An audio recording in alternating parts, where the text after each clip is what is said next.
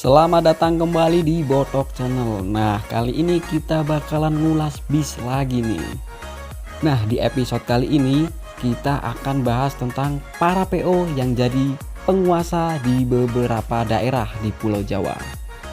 Jadi, yang kita nilai ini dari banyaknya armada yang beroperasi di daerah tersebut dan antusias dari masyarakat di daerah tersebut ya. Tanpa berlama-lama, ini dia daftarnya. Yang pertama ada Sinar Jaya. Kita tahulah kalau PO yang satu ini ya kan. Bahkan seringkali gua bahas. Kalau Sinjai ini jadi penguasa di jalur ngapak. Beberapa kota yang didominasi oleh Sinjai meliputi Wonosobo, Banjarnegara, Purbalingga, Cilacap, Bumiayu, Brebes, dan Pekalongan. Kalau kita lihat dari banyaknya armada dan antusias masyarakatnya di daerah ini untuk menggunakan jasa transportasi dari Sinar Jaya ini cukup besar dibanding dengan PO lainnya. Hal ini pantas menobatkan Sinjai ini sebagai penguasa di kota-kota ngapak ini. Yang kedua ada Murni Jaya. Anak perusahaan dari Hiba Group ini menjadi pesaing terberat Sinar Jaya di jalur Jakarta, Jogja, Purworejo, dan Kebumen atau jalur selatan Jawa. Namun harus kita akui bahwa Murni Jaya ini sedikit lebih unggul dalam persaingan ini. Kalau dilihat dari jumlah armada dan antusias masyarakatnya yang cukup besar, walaupun di jalur ini banyak pesaing-pesaing berat, tapi gua rasa Murni Jaya pantas dinobatkan sebagai penguasa di jalur ini. Nomor 3 ada PO Haryanto. PO milik Pak Haji ini menjadi penguasa di daerahnya sendiri. PO asal Kudus, Jawa Tengah ini banyak kita jumpai di kota Kudus, Jepara, Pati, dan Blora atau dinamakan dengan jalur Muriaan. Dengan banyaknya jumlah armada yang beroperasi di jalur ini dan antusias dari masyarakat terhadap bis ini yang cukup besar, walaupun banyak PO-PO ternama di jalur ini, maka tidak meragukan lagi bahwa PO Haryanto pantas menjadi penguasa di jalur ini. Nomor 4 ada Rosalia Indah. PO yang berpusat di Karanganyar, Jawa Tengah ini juga punya jalur atau daerah yang dikuasai, yaitu Karanganyar sebagai tempat asalnya, lalu Klaten, Solo, dan Sragen sebagai tetangga dari Kabupaten Karanganyar itu sendiri. Bahkan di daerah Jogja pun Rosin memiliki pelanggan yang tidak sedikit. Dengan jumlah armada yang banyak dan antusias masyarakatnya yang cukup besar di daerah ini, maka Rosin gua rasa juga layak untuk jadi penguasa di daerah tersebut.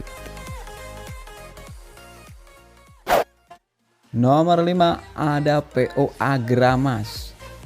Kalau kita berpergian ke daerah Wonogiri, Pacitan, dan Sukoharjo dari Jakarta, maka Agramaslah yang paling banyak armadanya beroperasi di jalur ini. PO asal Karawang, Jawa Barat ini juga punya pool atau garasi bisnya di Wonogiri. Karena banyaknya armada dan antusias masyarakatnya di daerah ini dengan PO Agramas ini, maka gua rasa sangat layak untuk jadi penguasa di daerah ini. Nomor 6 ada PO Garuda Mas.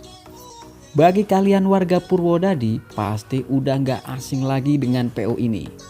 PO Garuda Mas ini dirintis oleh Bapak Barmawi yang berdiri di tahun 1970-an di Cirebon, Jawa Barat.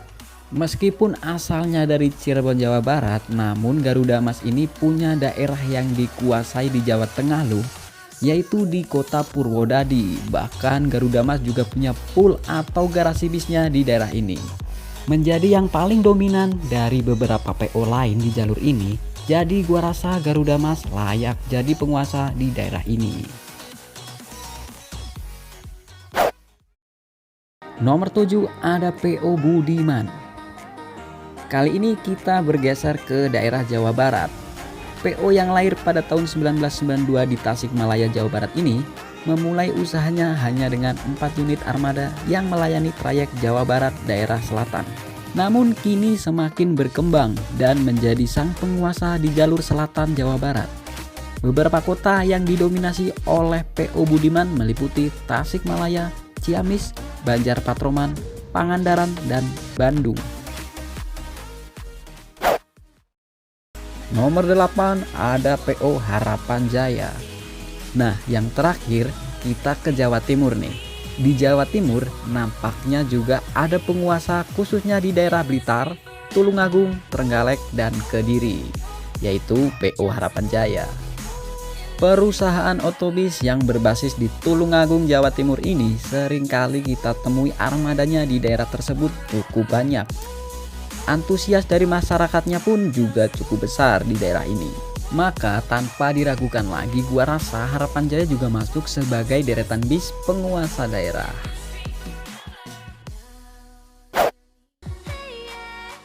Nah, itu tadi deretan PO bis yang menjadi penguasa di setiap daerah di Pulau Jawa, yang gua rasa pantas dibilang sebagai penguasa daerah ya. Kalau menurut kalian masih ada PO bis yang pantas gua jadi penguasa di daerah yang belum gua sebutkan, silahkan bisa kalian tambahkan di kolom komentar ya.